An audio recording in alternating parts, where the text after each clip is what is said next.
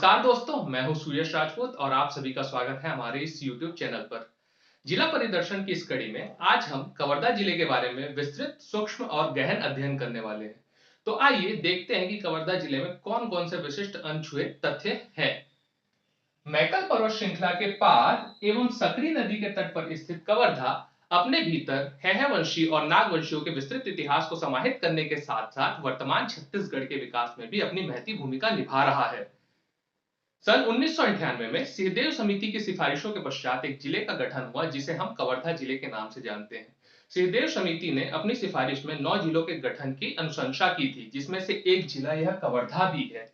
सिंहदेव समिति के सिफारिश के पश्चात गठित हुआ कवर्धा सन 1998 में गठित हुआ तथा 2003 में इसका नाम परिवर्तित करके कबीरधाम कर दिया गया।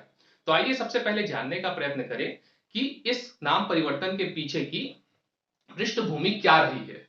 जैसा कि आप सभी को विदित है, छत्तीसगढ़ और मध्य प्रदेश दोनों ही क्षेत्रों में कबीर पंथ के अनुयायियों की भारी मात्रा निवास करती है, अर्थात बहुत सी संख्या में, बहुतायत की मात्रा में कबीर पंथ के निवासी छत्तीसगढ़ और मध्य प्रदेश में निवास करते हैं। कबीर पंथ की स्थापना कोरबा जिले के कुदुरमाल से धनी धर्मदास के द्वारा की गई। धनी धर्मदास ने कबीर पंथ की स्थापना करने के पश्चात अपनी गुरु गद्दी कोरबा के कुदुरमाल में स्थापित की और इसके बाद अनेक गुरुओं ने अपनी गुरु गद्दी भिन्न भिन्न स्थानों में स्थापित की, जिसमें से कबीर पंथ के 8वें गुरु हक नाम साहिब ने अपनी गुरु गद्दी कवर्धा जिले में स्थापित की। कवर्धा जिले में गुरु गद्दी स्थापित करने के पश्चात इस क्षेत्र में कबीर पंथ का व्यापक प्रचार प्रसार हुआ और लोगों पर इसका बहुत ज्यादा प्रभाव पड़ा। और यह प्रभाव क्यों पड़ा? क्योंकि कबीर पंथ एक ऐसा पंथ है जिसमें गृहस्थ जीवन में रहते हुए, अर्थात गृहस्थ जीवन का त्याग किए बिना कोई भी व्यक्ति कबीर पंथ का अनुयायी बन सकता है, अर्थात कबीर पंथ को मान सकता है। इसलिए इस क्षेत्र में, अर्थात कवर्धा क्षेत्र में कबीर पंथ का व्यापक प्रचार प्रसार हुआ और बहुत सारे लोगों ने कबीर पंथ के अनुयायी बनना स्वीकार किया। इसके पश्चात इस क्षेत्र में बहुत सारे कबीर पंथ के अनुयायी होने के बाद उन्होंने इस क्षेत्र का नाम कबीर का धाम अर्थात कबीर धाम रखने की मांग सरकार के सामने रखी, सरकार के समक्ष रखी, जिसे सरकार ने सन 2003 में मानकर इस क्षेत्र का नाम कवर्धा के स्थान पर कबीर धाम कर दिया। आगे बढ़ते हुए देखते हैं कि इस जिले का सीमांकन क्या है, अर्थात यह जिला कौन कौन से जिलों की अर्थात और राज्यों की सीमाओं को स्पर्श करता है। सबसे पहले देखने योग्य बात यह है कि यह कवर्धा जिला एक राज्य और 3 जिलों से घिरा हुआ है, जिसमें से पहला राज्य अर्थात केवल एकमात्र राज्य जो कि इस जिले की सीमा को स्पर्श करता है वह है मध्य प्रदेश। इसके अलावा मुंगेली जिला, बेमेतरा जिला और राजनांदगांव जिला, ये 3 जिले की सीमा इस जिले की सीमा से स्पर्श करती है। तो देखेंगे एक बार फिर सीमांकन, तो मध्य प्रदेश, मुंगेली, बेमेतरा और राजनांदगांव, इस प्रकार 3 जिले और एक राज्य की सीमा कवर्धा जिले की सीमा को स्पर्श करती है। इसके पश्चात आगे बढ़ते हुए हम देखने वाले हैं कि इस जिले से कौन कौन से राष्ट्रीय राजमार्ग गुजरते हैं और उस राष्ट्रीय राजमार्ग के ऊपर इस जिले के कौन कौन से महत्वपूर्ण स्थल स्थापित है। तो आइए सबसे पहले देखते हैं नेशनल हाईवे नंबर 30, राष्ट्रीय राजमार्ग क्रमांक 30 मध्य प्रदेश के पश्चात चिल्फी घाटी होते हुए छत्तीसगढ़ में प्रवेश करती है और छत्तीसगढ़ में कवर्धा जिले में सबसे पहले पहुंचती है और कवर्धा जिले में चिल्फी घाटी के पश्चात पहुंचती है बोडला और बोडला के बाद कवर्धा होते हुए अगले जिले अर्थात बेमेतरा जिले की ओर प्रस्थान कर जाती है। एक बार फिर से देखें तो नेशनल हाईवे नंबर 30 जो कि छत्तीसगढ़ की सबसे लंबी नेशनल हाईवे है, वह मध्य प्रदेश के पश्चात छत्तीसगढ़ में चिल्फी घाटी के माध्यम से प्रवेश करती है और चिल्फी घाटी के पश्चात बोडला और कवर्धा होते हुए बेमेतरा जिले की ओर अग्रसर हो जाती है। एक और राष्ट्रीय राजमार्ग जिसका नाम है नेशनल हाईवे नंबर 130A, राष्ट्रीय राजमार्ग क्रमांक 130A, जो कि बोडला और कवर्धा के बीच से निकलती है। तो एक राष्ट्रीय राजमार्ग याद रखना है जिसका नाम है नेशनल हाईवे नंबर 130A, जो कि किसके बीच से निकलती है? तो बोडला और कवर्धा के बीच से निकलती है और बोडला और कवर्धा के बीच से निकलने के पश्चात पंडरिया होते हुए मुंगेली और बिलासपुर की ओर अग्रसर हो जाती है। तो 2 नेशनल हाईवे याद रखेंगे, जिसमें से पहला नेशनल हाईवे है नेशनल हाईवे नंबर 30 और दूसरा नेशनल हाईवे है national highway number 130A। National highway के पश्चात आगे बढ़ते हुए हम इस जिले में प्रशासनिक स्थिति के बारे में जानने का प्रयत्न करते हैं। पहले देखेंगे तहसील और उसके बाद देखेंगे विकासखंड। तो आइए पहले तो कुछ नाम याद कर लें।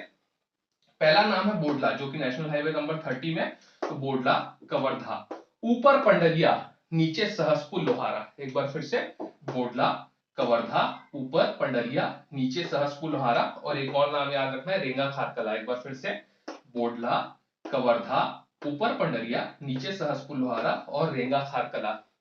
ये पांचों के पांचों इस जिले में तहसीलें हैं। तो कौन कौन से तहसील है इस जिले में? तो पहला तहसील है बोडला, दूसरा तहसील है कवर्धा, तीसरा तहसील है ऊपर पंडरिया और नीचे चौथा तहसील है सहसपुर लोहारा। इसके अलावा पांचवा तहसील है रेंगा खार कला।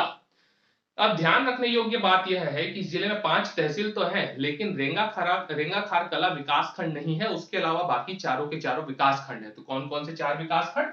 बोडला, कवर्धा, ऊपर पंडरिया, नीचे सहसपुर लोहारा, ये चारों के चारों विकास खंड है। इस प्रकार यह विदित है कि इस जिले में 4 विकास खंड और 5 तहसीलें हैं। तो कौन कौन से विकास खंड है? तो बोडला है, कवर्धा है, पंडरिया और सहसपुर लोहारा। और कौन कौन से विकास खंड के अलावा तहसीलें हैं? तो 5 तहसील, पहला बोडला, दूसरा कवर्धा, तीसरा पंडरिया, चौथा सहसपुर लोहारा और पांचवा रेंगा खार कला। इसके पश्चात आगे बढ़ते हुए अब हम कुछ महत्वपूर्ण स्थानों के बारे में चर्चा करने वाले हैं, जिसमें सबसे पहला स्थान है कवर्धा। कवर्धा सकरी नदी के तट पर स्थित इस जिले का जिला मुख्यालय है। तो सबसे पहले जानने योग्य बात क्या है कि कवर्धा सकरी नदी के तट पर स्थित है और इस जिले का जिला मुख्यालय भी कौन सा है? कवर्धा। इसके अलावा छत्तीसगढ़ में कुल 14 रियासतें हुई करती थी। उन 14 रियासतों में से एक रियासत यह कवर्धा भी हुआ करता था। तो ध्यान रखने योग्य बात क्या है? कवर्धा सकरी नदी के तट पर स्थित इस जिले का जिला मुख्यालय होने के साथ साथ छत्तीसगढ़ के 14 रियासतों में से एक रियासत भी हुआ करता था। इस रियासत के एक राजा हुए जिनका नाम था धर्मराज सिंह या धर्मजीत सिंह, जिनके द्वारा इस कवर्धा में एक महल का निर्माण कार्य करवाया गया, जिसे हम कवर्धा महल के नाम से जानते हैं। यह कवर्धा महल धर्मराज सिंह या धर्मजीत सिंह के द्वारा स्थापित करवाया गया। इस महल की साज सज्जा और सुंदरता को बढ़ाने के उद्देश्य से यहां पर इतालवी मार्बल का प्रयोग किया गया, जिससे इस महल की सुंदरता में 4 चांद लग गई। इस इतालवी मार्बल के प्रयोग के साथ साथ यहां पर इसके गुंबद में सोने और चांदी की नक्काशियों का भी प्रयोग किया गया, जिससे इस महल की सुंदरता और ज्यादा वृहद हो सके और ज्यादा सुंदर यह महल दिख सके।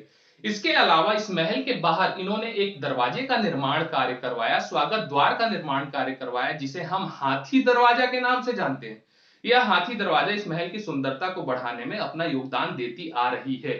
तो ध्यान रखने योग्य बात क्या है कि धर्मराज सिंह या धर्मजीत सिंह के द्वारा एक महल का निर्माण कार्य करवाया गया तथा एक दरवाजे का निर्माण कार्य करवाया गया, जो कि क्रमशः कवर्धा महल और हाथी दरवाजा है। कवर्धा महल में इतालवी मार्बल का प्रयोग करने के साथ साथ गुंबद में सोने और चांदी की नक्काशियां भी करवाई गई, जो कि इसकी सुंदरता को बढ़ाती हैं। इसके अलावा हाथी दरवाजा भी निर्मित करवाया गया। इसके अलावा इस रियासत के एक और राजा थे जिनका नाम था उजियार सिंह। उस उजियार सिंह के द्वारा यहाँ पर एक राधा कृष्ण मंदिर का निर्माण कार्य करवाया गया, जिसका उद्देश्य साधु संतों को निवास स्थल प्रदत्त करना था। तो साधु संतों के निवास स्थल के तौर पर राधा कृष्ण मंदिर का निर्माण कार्य करवाया गया तथा उसी के समीप साधुओं की जल की आवश्यकताओं की आपूर्ति के लिए एक सागर अर्थात एक तालाब का निर्माण कार्य भी करवाया गया, जिसे उस राजा के नाम पर उजियार सागर के नाम से जाना जाता है। आगे बढ़ते हैं। तो कवर्धा में कला संकाय से संबंधित एक महाविद्यालय स्थापित किया गया है, जिसे हम शारदा संगीत महाविद्यालय के नाम से जानते हैं। इसके अतिरिक्त यहाँ पर प्रदेश का पहला मत्स्यिकी महाविद्यालय अर्थात प्रदेश का फर्स्ट फिशरीज कॉलेज भी स्थापित किया गया है। यदि प्रशासनिक स्थिति के बारे में चर्चा करें कवर्धा की, तो कवर्धा एक विधानसभा सीट है। कवर्धा विधानसभा सीट होने के कारण यहाँ के जो विधायक है उनका नाम है श्रीमान मोहम्मद अकबर जी। श्रीमान मोहम्मद अकबर जी 2018 के चुनाव में छत्तीसगढ़ में सर्वाधिक मतों से विजयी होने वाले विधायक के तौर पर चुने गए हैं, जो कि वर्तमान में मंत्री है छत्तीसगढ़ शासन में। तो याद रखना है मोहम्मद अकबर कौन है? तो मंत्री है छत्तीसगढ़ शासन। कहां से विधायक हैं? तो कवर्धा से विधायक हैं। और सर्वाधिक मतों से विजयी होने वाले विधायक भी कौन है? कवर्धा के मोहम्मद अकबर जी। इसके अलावा एक और प्रशासनिक स्थिति पर चर्चा करने के लिए हम चलते हैं पंडरिया। तो पंडरिया क्या है? तो पंडरिया एक महिला विधानसभा सीट है, अर्थात यहां से जो जीत करके आई है वह एक महिला है। तो हमें ध्यान रखना है कि छत्तीसगढ़ से कुल 14 महिलाएं विजयी होकर के विधानसभा पहुंची है, जिनमें से एक विधानसभा सीट पंडरिया है, जो कि महिला विधानसभा सीट है और यहां से विधायक है श्रीमती ममता चंद्राकर जी। इसके बाद आगे बढ़ते हुए पहुंचते हैं ठाठापुर। तो ठाठापुर की खास बात क्या है कि इस क्षेत्र को बकरी प्रजनन प्रक्षेत्र के तौर पर विकसित किया गया है। क्या होता है बकरी प्रजनन प्रक्षेत्र? एक ऐसा क्षेत्र जहां पर बकरियों की जनसंख्या बढ़ाने के लिए निरंतर सरकार के द्वारा प्रयास किया जा रहा है, जिससे उनकी जनसंख्या बढ़ सके, उनकी वृद्धि दर में व्यापक वृद्धि हो सके, जिससे मांस की आपूर्ति आसानी से की जा सके। तो बछड़ी प्रजनन प्रक्षेत्र एक स्थापित किया गया है, कहां पर? ठाठापुर में। बछड़ी प्रजनन प्रक्षेत्र के पश्चात आगे बढ़ते हैं हम हरमो में। हरमो में एक महल है जिसे हम सतखंडा महल के नाम से जानते हैं। इस क्षेत्र के लोगों में यह मान्यता है, या क्षेत्र के लोगों का मानना है कि यह हरमो का सतखंडा महल वह महल है जहां पर वल्लभाचार्य जी का जन्म हुआ। हालांकि हमें विदित है कि वल्लभाचार्य जी का जन्म कहां हुआ?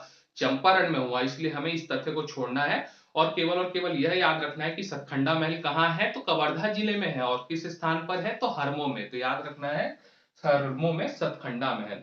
इसके पश्चात आगे बढ़ते हुए हम पहुंचते हैं सहसपुर लोहारा। सहसपुर लोहारा की खास बात क्या है? तो यह एक तहसील है और यह एक विकास खंड भी है। इसके अलावा यहाँ पर एक बावली का निर्माण इस क्षेत्र के राजा के द्वारा किया गया, जिस राजा का नाम था बैजनाथ सिंह। बैजनाथ सिंह के द्वारा यहाँ पर एक लोहावरा बावली का निर्माण कार्य किया गया। यह लोहारा बावली बनाने के पीछे क्या उद्देश्य था, सबसे पहले तो यह जानने का प्रयत्न करते हैं। तो मुख्य रूप से लोहावरा बावली बनाने के पीछे 3 उद्देश्य थे, जिसमें से पहला उद्देश्य था जल की आपूर्ति सुनिश्चित करना, अर्थात पीने के पानी और नहाने के जल की आवश्यकता जो पड़ती है लोगों को, उससे निजात दिलाने के लिए, अर्थात उस समस्या से निजात दिलाने के लिए यहाँ पर एक बावली का निर्माण कार्य किया गया, जिसे हम लोहारा बावली के नाम से जानते हैं। दूसरा उद्देश्य क्या था? तो गर्मी के दिनों में इस क्षेत्र में बहुत ज्यादा गर्मी पड़ती थी, तो इस लोहारा बावली की सीढ़ियों में कुछ कमरों का निर्माण किया गया, जहां पर हमेशा ठंडक बनी रहती थी। तो गर्मी के दिनों में राजा लोग यहाँ पर आकर के निवास करते थे और गर्मी से निजात पाते थे। अर्थात यह क्षेत्र राजा लोगों के लिए गर्मी में भी दे सर्दी का एहसास, इस प्रकार का क्षेत्र था। तो गर्मी में सर्दी का एहसास दिलाने के लिए यहाँ पर लोहारा बावली में कमरों का निर्माण कार्य किया गया था, जहां पर राजा गर्मी के दिनों में आकर के निवास करते थे और गर्मी से निजात पाते थे। इसके अतिरिक्त जो तीसरा उद्देश्य यह था, वह युद्ध काल में आश्रय स्थल प्रदान करने के उद्देश्य से इस लोहारा बावली का निर्माण कार्य कराया। युद्ध काल में राजाओं के छुपने के लिए, अर्थात आश्रय प्राप्त करने के लिए इस लोहारा बावली का प्रयोग किया जाता था। तो एक बार फिर से देखते हैं सहसपुर लोहारा। सहसपुर लोहारा में क्या है? तो लोहारा बावली है। इस लोहारा बावली का उद्देश्य क्या है? तो प्राथमिक उद्देश्य जल की आपूर्ति, द्वितीयक उद्देश्य गर्मी से निजात पाने के लिए, और तृतीयक उद्देश्य युद्ध काल में आश्रय स्थल प्राप्त करने के लिए इस लोहारा बावली का निर्माण कार्य किया गया था। जैसा कि आप सभी देख रहे हैं कि इस जिले में बहुत सारी नदियां बह रही हैं और उस नदियों के बहने के कारण यह क्षेत्र एक विशिष्टता प्राप्त क्षेत्र है, जहां पर सिंचाई के साधन भी बहुत सारे प्रदान किए गए। तो मुख्य रूप से सिंचाई के माध्यम प्रदान करने के उद्देश्य से यहाँ पर बहुत सारी परियोजनाओं का निर्माण कार्य किया गया है। तो आइए देखते हैं कौन कौन सी परियोजनाएं हैं। तो पहले तो मैं नदी बता दूं कि कौन कौन सी नदी इस क्षेत्र में बह रही है। तो पहली नदी है हाप नदी, दूसरी नदी है सकरी नदी, तीसरी नदी है कर्रा नदी। तो मुख्य रूप से हाप नदी, सकरी नदी और कर्रा नदी क्षेत्र में बहती है। तो आइए देखते हैं कौन कौन सी परियोजनाएं। सबसे पहली परियोजना है क्षीरपानी परियोजना, क्षीरपानी के बाद है कर्रा परियोजना, कर्रा परियोजना के बाद है सरोदा परियोजना, सरोदा परियोजना के बाद है सूतियापाट परियोजना, और सूतियापाट परियोजना के बाद है बिहार घाट परियोजना और जुनवानी परियोजना। तो एक बार फिर से याद करें, तो क्षीरपानी, कर्रा, सरोदा, सूतियापाट, बिहार खार और जुनवानी। क्षीरपानी, कर्रा, सरोदा, सूतियापाट, बिहार खार और जुनवानी परियोजना। एक बार फिर याद करें तो क्षीरपानी, कर्रा, सरोदा, सूतियापाट, बिहार खार और जुनवानी परियोजना हमें इस जिले के भीतर याद रखनी। तो इस परियोजनाओं में से सबसे प्रमुख परियोजना, जो कि इस जिले के साथ साथ छत्तीसगढ़ की भी एक प्रमुख परियोजना है, उसे हमें याद रखना है, जिसका नाम है सरोदा डैम या सरोदा दादर डैम। सरोदा दादर डैम सन 1963 में उतानी नाले को बांध करके बनाया गया। तो उतानी नाले को बांध करके सन 1963 में एक बांध का निर्माण कार्य किया गया, जिसे हम सरोदा दादर बांध के नाम से जानते हैं। यह सरोदा दादर बांध एक एक जल परियोजना है। जल परियोजना के साथ साथ यह एक पर्यटक क्षेत्र है, जो कि निरंतर छत्तीसगढ़ के साथ साथ राज्य के अलावा बाहरी पर्यटकों को भी आकर्षित करता है। यह एक मनोरम नैसर्गिक सौंदर्यता से परिपूर्ण क्षेत्र है। इसके अलावा पर्यटन क्षेत्र के होने के साथ साथ यहाँ पर ट्राइबल टूरिज्म सर्किट केंद्र सरकार की एक परियोजना है, जिसे हम स्वदेश दर्शन परियोजना के नाम से जानते हैं। तो स्वदेश दर्शन परियोजना के तहत राज्य शासन के द्वारा ट्राइबल टूरिज्म सर्किट परियोजना का संचालन किया जा रहा है, जिसके तहत ट्राइबल टूरिज्म सर्किट परियोजना के तहत यहाँ पर एक एथनिक रिसोर्ट का निर्माण कार्य किया गया है, जिसे हम जोहार एथनिक रिसोर्ट के नाम से जानते हैं। तो ध्यान रखने योग्य बात क्या है कि सरोदा क्या है, तो सरोदा दादर एक बांध है जो कब बना, सन 1963 में बना। कौन से नाले या नदी पर बना है, तो उतानी नाले पर बना हुआ है। यह एक पर्यटन क्षेत्र के तौर पर विकसित क्षेत्र है। साथ ही साथ यहाँ पर जोहार एथनिक रिसोर्ट भी स्थापित किया गया है। तो ध्यान रखना है इतनी सारी चीजें। इसके बाद आगे बढ़ते हैं, तो इस क्षेत्र में अर्थात कवर्धा जिले में बहुत सारे खनिजों की प्रचुरता है और इस खनिज प्रचुरता के माध्यम से यहाँ पर प्रौद्योगिक विकास की संभावनाएं बहुत ज्यादा प्रबल है। तो आइए सबसे पहले जानते हैं कि इस जिले में कौन कौन से खनिज पाए जाते हैं। तो मुख्य रूप से इस जिले में लौह अयस्क और बॉक्साइट खनिज पाया जाता है। बॉक्साइट क्या है, तो बॉक्साइट एल्यूमिनियम का अयस्क है जिसके माध्यम से एल्यूमिनियम का उत्पादन किया जाता है। इसके अलावा लौह अयस्क आप जानते ही हैं। तो सबसे पहले देखते हैं कि इस क्षेत्र में बॉक्साइट के कौन कौन से खनिज क्षेत्र उपलब्ध है। तो इस जिले में मुख्य रूप से मुख्य रूप से एक ही खनिज क्षेत्र जहां से बॉक्साइट प्राप्त होता है वह है बोरई दलदली। तो याद रखना है क्या, बोरई दलदली बोरई दलदली बॉक्साइट क्षेत्र, यहां से हमें बॉक्साइट की प्राप्ति होती है। इसके अलावा कौन कौन से इस जिले में लौह अयस्क क्षेत्र है, तो आइए सबसे पहले देखते हैं। तो सबसे पहला क्षेत्र है चिल्फी घाटी, दूसरा क्षेत्र है एकलामा और तीसरा क्षेत्र है चेलिकामा। तो कौन कौन से तीन लौह अयस्क क्षेत्र, पहला है चिल्फी घाटी, दूसरा है एकलामा और तीसरा है चेलिकामा। तो एकलामा, चेलिकामा और चिल्फी घाटी तीन यहाँ पर लौह अयस्क क्षेत्र व बोरई दलदली के तौर पर एक बॉक्साइट खनिज क्षेत्र यहाँ पर उपलब्ध है, जिसके माध्यम से यहाँ पर औद्योगिक विकास की संभावनाएं प्रबल है। और इस औद्योगिक विकास को बढ़ाने के उद्देश्य से यहाँ पर एक औद्योगिक क्षेत्र स्थापित किया गया है जिसे हम हरिन छपरा औद्योगिक क्षेत्र के नाम से जानते हैं। तो याद रखना है कौन सा औद्योगिक क्षेत्र, हरिन छपरा औद्योगिक क्षेत्र। इसके पश्चात आगे बढ़ते हुए हमें इस जिले में तीन भोरमदेव देखना है। तो वह तीन भोरमदेव कौन कौन से होंगे, आइए देखते हैं। सबसे पहला भोरमदेव याद रखना है भोरमदेव अभ्यारण्य। यह जो अभ्यारण्य है वह इस जिले के बोडला तहसील के अंतर्गत आता है। तो याद रखना है एक अभ्यारण्य जिसका नाम है भोरमदेव अभ्यारण्य। भोरमदेव अभ्यारण्य की स्थापना सन 2001 में की गई। याद रखने योग्य बात यह है कि यह भोरमदेव अभ्यारण्य प्रदेश का नवीनतम अभ्यारण्य है। तो याद रखना है भोरमदेव अभ्यारण्य जिसका निर्माण कार्य जिसकी स्थापना 2001 में की गई तथा यह प्रदेश का नवीनतम अभ्यारण्य है। सबसे नया अभ्यारण्य कौन सा है, तो यह भोरमदेव अभ्यारण्य। इसके बाद आगे चलते हैं दूसरे भोरमदेव की ओर, जिसके लिए हमें जाना पड़ेगा रामेपुर कवर्धा। तो रामेपुर कवर्धा में याद रखने योग्य बात क्या है, उसके जानने से पहले कुछ चर्चा कर लेते हैं।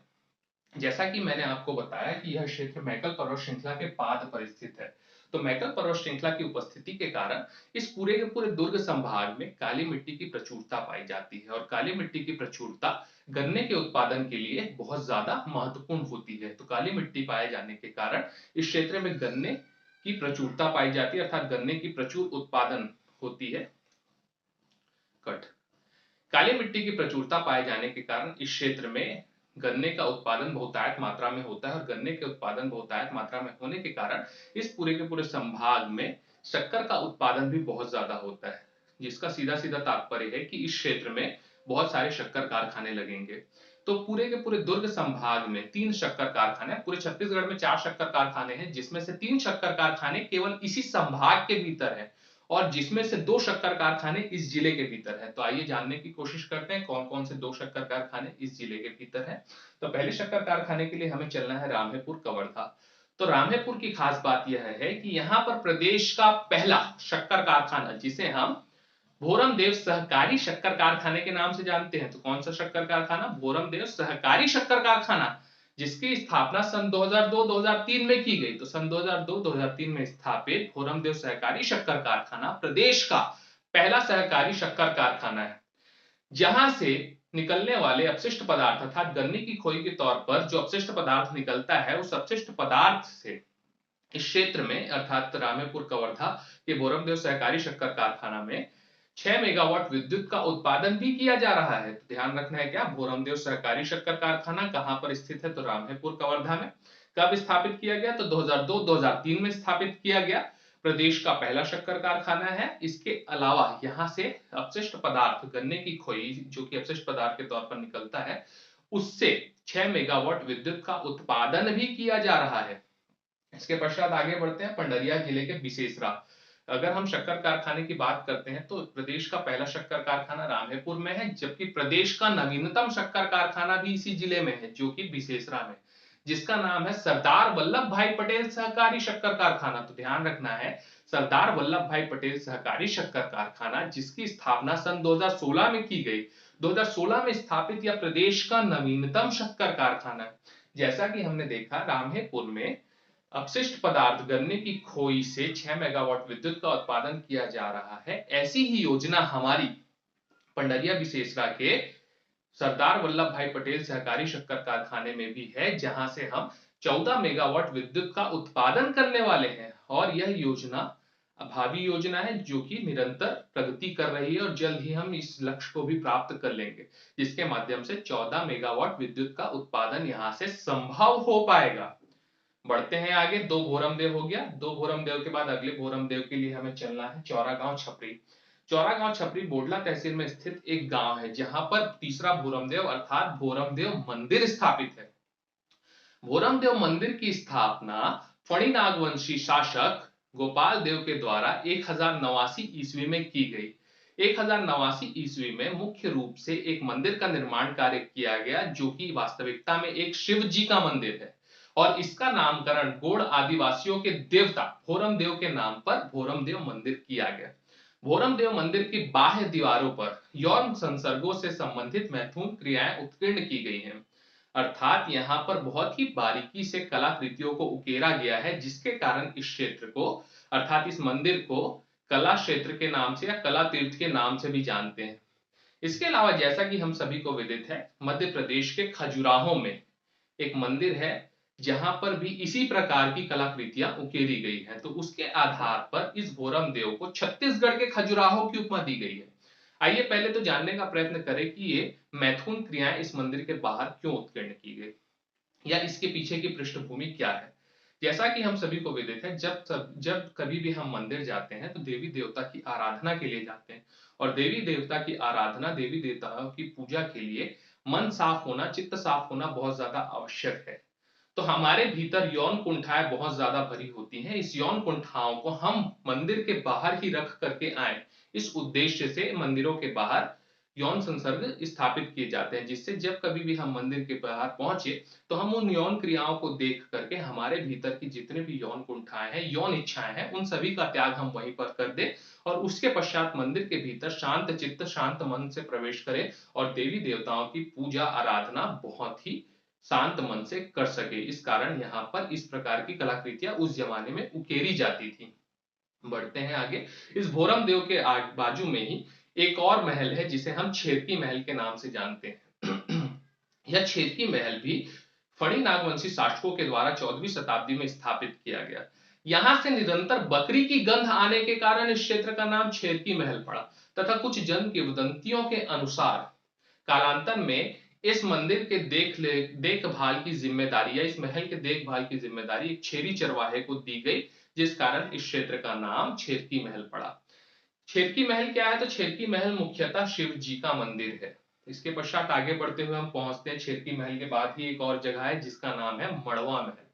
छत्तीसगढ़ी में मड़वा, हिंदी में मंडप। मड़वा महल या मंडवा महल या दूल्हा देव मंदिर, इसके तीन नाम है। या तो आप मड़वा देव के नाम से जानते हैं, या तो मंडवा देव के नाम से जानते हैं, या तो दूल्हा देव मंदिर के नाम से जानते हैं। 14वीं शताब्दी 1349 ईस्वी में कलचुरी राजकुमारी अंबिका देवी और फणी नागवंशी शासक रामचंद्र देव का विवाह होना तय हुआ।